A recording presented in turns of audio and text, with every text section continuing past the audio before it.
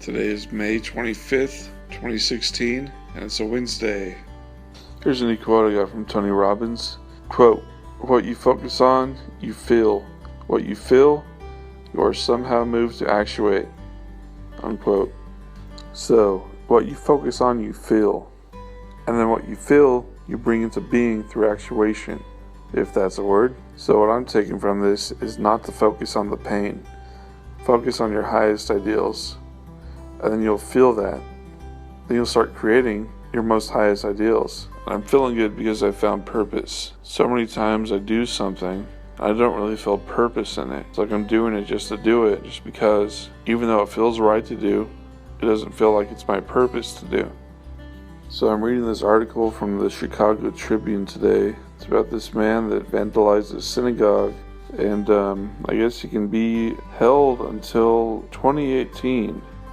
So can you imagine being in a mental hospital for 2 years? I guess that's his sentence instead of going to jail. Involuntary commitment, they call it. So I guess he broke a bunch of windows, drove his SUV through the yard, wrote the word death in pencil on the door, and placed 2 knives and a hatchet near the entrance. Police went to his house and found a bunch of firearms and ammunition and medications that he wasn't taking. The judge deemed him insane and sentenced him to a mental institution. The longest I've ever been in a psych ward is 2 weeks. I have a friend that was there for, I think, 2 to 3 months. I can't imagine being in there for 2 years. Then again, I could, but definitely wouldn't want to. My worst fear now about going to the psych ward again is starting smoking cigarettes again. It seems like such a casual thing to do there. I still use the nicotine gum today, but I definitely don't want to start smoking cigarettes again. I hate starting cigarettes because I hate quitting cigarettes. And smoking just makes me feel horrible. It makes my throat feel horrible. Makes my head feel horrible. I get real tired and slow. It's just not good. Besides that, there's not too much mental health news today.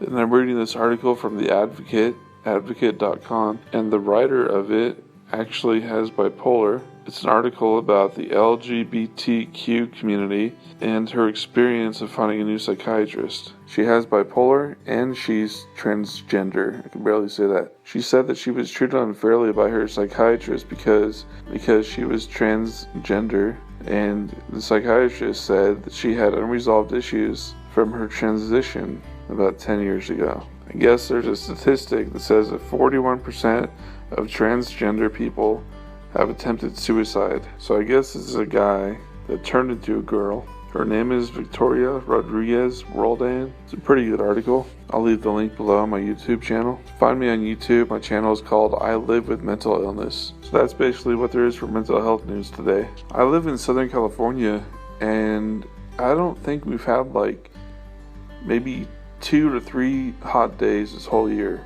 which is really weird, because usually it's hot half the year, more than half the year, 75% of the year, which means it gets hot in March or April. But it's May now, and I don't even remember having 3 hot days in a row. Not sure what's going on. Global warming, global cooling. It melts the ice caps, therefore the water gets cooler, the atmosphere gets cooler. That just seems obvious. I don't know, but I guess it's El Nino too, but we haven't had a real storm in a long time. Ever since they said El Nino was coming, haven't had a real storm. But it's a cloudy and windy day here. I'm just hanging out. Went to Bible study last night. It was pretty cool. For all you Bible readers out there, I was reading, we went through Mark 12. Great chapter. It's a chapter where Jesus says, "Give the Caesar what's Caesar's, give God what's God's." There is really so much you can take from that. So it kind of makes me think, what is the government's? What is not the government's? What is God's? Does God care about money? Does the government care about her soul? So bottom line, just gives you some things to think about. I'm not trying to knock any religion or promote just one religion, but I have to say that I was in the New Age metaphysical stuff for a while. I got into Hinduism. That was my last religion before I became mentally ill.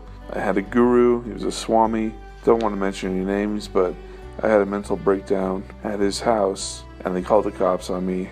And I tried contacting them to apologize, and they didn't respond. So it kind of made me reject that whole philosophy. And I started not believing in God. I lost all my faith in God. All I saw was what was in front of me, the physical reality, my chair, my TV, my house. That was it. But I know I needed some sort of higher power in my life. So I didn't have anyone else to turn to, so I turned back to Christ. I can't say that solved all my problems. I still have a lot of dilemmas spiritually.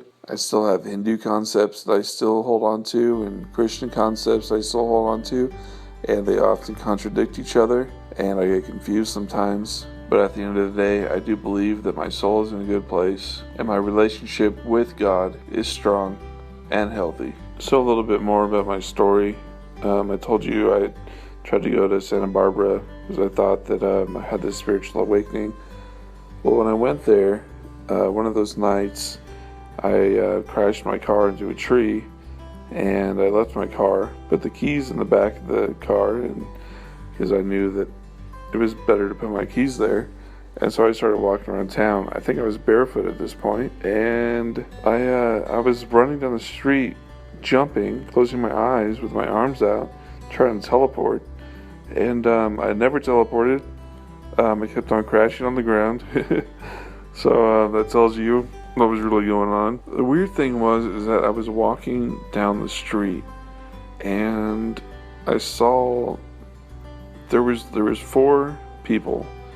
They were like in their early 20s, and they were just standing there, and they were looking at me, and I went and talked to them, and they started talking back to me.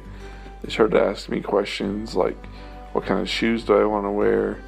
And then all these different questions about like things that I wanted, and I closed my eyes, and I heard like them writing on paper or something. It was really strange.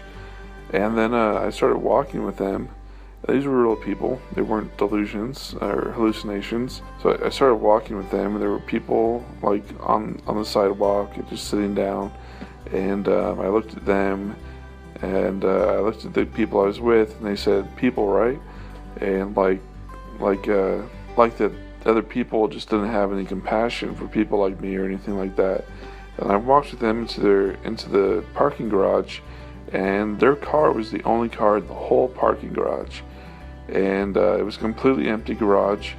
And I walked to their car with them, and I thought I was going to go with them. And then they told me I can't go with them.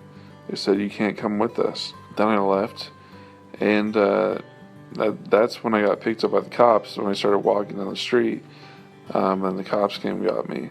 That was after I kind of messed up the hotel room, and before I got picked up the cops is when I met those people. It was like 3 guys and a girl, and it was just really strange. So that's about all I have for today.